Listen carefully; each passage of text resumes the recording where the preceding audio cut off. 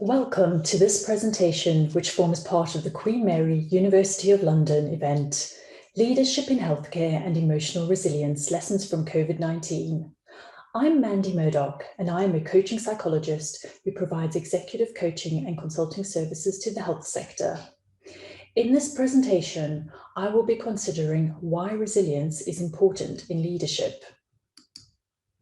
Increasingly, we live in what has been described as a VUCA world. In other words, a world that is volatile, uncertain, complex, and ambiguous. This requires a new way of leading, and traditional management methods are no longer sufficient to address the volume of change that we are seeing. In an article titled VUCA 2.0, A Strategy for Steady Leadership in an Unsteady World, Bill George argues that leaders need to respond to this VUCA world by having vision, understanding, courage, and adaptability. Resilience coaching teaches us that it's the way we respond to events that controls how they affect us, not the events themselves. Resilience enables us to maintain composure and to react calmly to VUCA, helping us maintain a positive mindset to ensure that we're able to respond appropriately to problems when they arise. Unfortunately, workforces just aren't developing resilience to keep up with turbulence in the working world. This is leading to a decrease in mental health and inevitably to employee performance. It's important to note that it's not always possible to tell from the outside whether our colleagues are experiencing mental illness.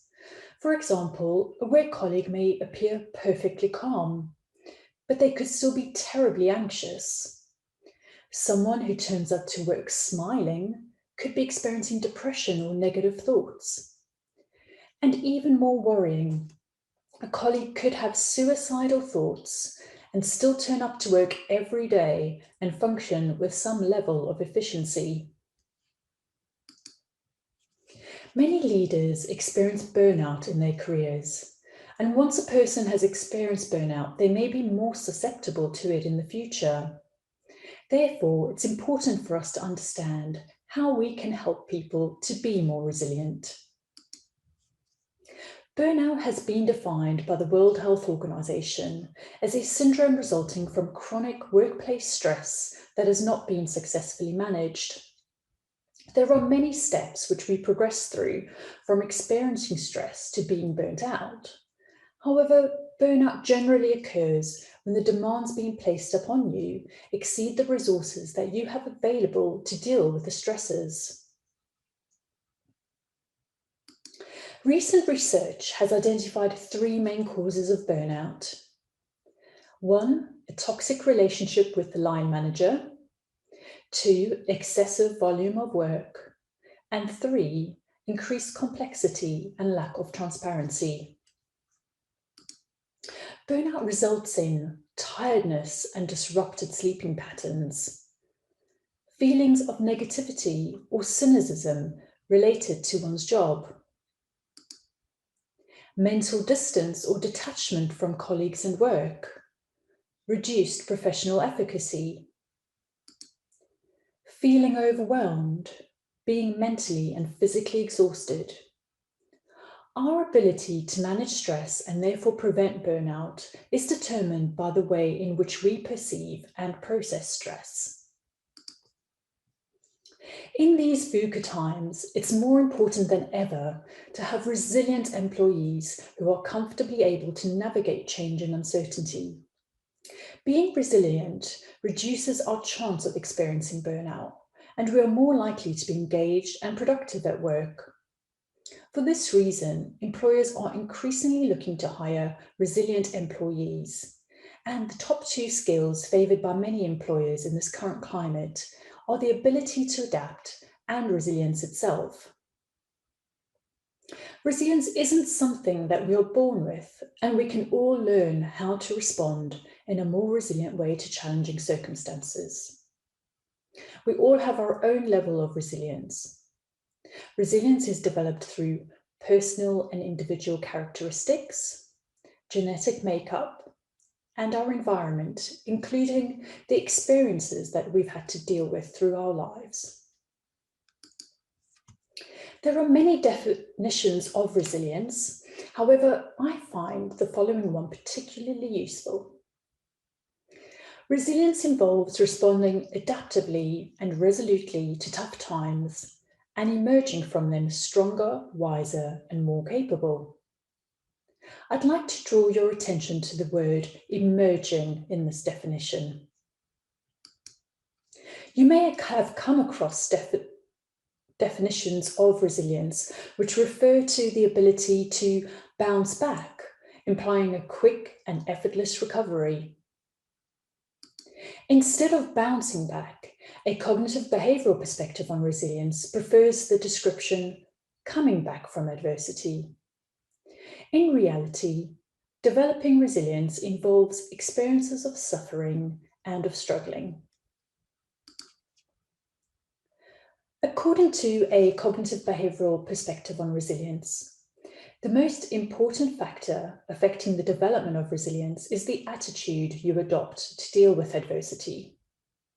Even Stoic philosophers many years ago referred to this. For example, you may have heard the quote, "What upsets people is not things themselves, but their judgments about these things." In other words, events don't disturb us. We disturb ourselves by the views we hold about these events. So what factors lower a person's ability to be resilient? Factor 1, lack of self-care. Sleep and exercise are often the first things to be neglected when we experience work-related stress. This has serious consequences for productivity and work morale, and it compromises our physical and mental health. Factor 2, lack of workplace support and psychological safety. A lack of psychological safety generally occurs when there's a lack of support from colleagues, or the workplace culture doesn't allow colleagues to open up or reflect on their well-being. Over time, this can cultivate a workplace norm of shaming others, leaving employees to feel as if they are not valued. Factor 3, pressure and demands. For many people, the COVID-19 pandemic has perpetuated extreme work pressure, especially for people who were required to take on extra work and for people who generally don't feel like they can say no when they're asked to take on more work. Factor 4, worry and lack of self-belief. Confidence and resilience often go hand in hand. In order to be resilient, an individual must believe in their abilities to overcome setbacks and difficulty. During periods of extreme pressure, a person who lacks self-confidence may only be able to focus on the negative aspects of a situation. This leads to them feeling as if they're not able to overcome challenges and deal with stress. They may feel like they cannot make decisions without asking for reassurance from others, and this reliance on others can over time worsen their stress levels and reduce their ability to be resilient and deal with challenges on their own. Organisations perform better when their employees are mentally healthy, able to cope with adversity and talk openly about their well-being. Factors that enhance resilience include Factor 1, social support. Meaningful connections with colleagues, friends, and family members can provide people with a sense of community both within and outside of work, a source of perspective, laughter, self-belief, and advice. Simply knowing that we have someone to turn to when things get tough helps to build resilience. To help people to be more aware and build their level of resilience, we need to create psychologically safe environments where people feel that it's acceptable and helpful to have conversations about how they are feeling. It's important for leaders to be active listeners and attend to both what is being said and what is not being said. Factor 2, healthy lifestyle. I mentioned before that a healthy lifestyle, particularly exercise, sleep, and diet, are important aspects of self-care. However, these are some of the first things that tend to be neglected when stress levels are high. Factor 3, self-awareness. Being able to reflect and learn from experiences helps us to be more aware of our stress triggers what affects our resilience, and what coping mechanisms we can use to deal with challenging situations. Subjective experiences of the same event will be different. In other words, a situation I find particularly challenging may be something that you take in your stride, and vice versa. Taking the time to understand what your psychological vulnerabilities and personal stress triggers are will put you in a better position to understand what you need to do to address them. The amount of time and the strategies required to adapt to change are again going to vary depending on the individual. Finally, factor 4, a sense of purpose and meaning. A sense of purpose through life and work can contribute to higher levels of resilience. When our work is aligned with our values and we are able to use our strengths at work, we feel more energized and able to perform at our best. I hope that this presentation helped you to get a better understanding of what resilience is and why it's such an important consideration in leadership. In the next presentation, I will be discussing emotional intelligence and leadership performance. Thank you.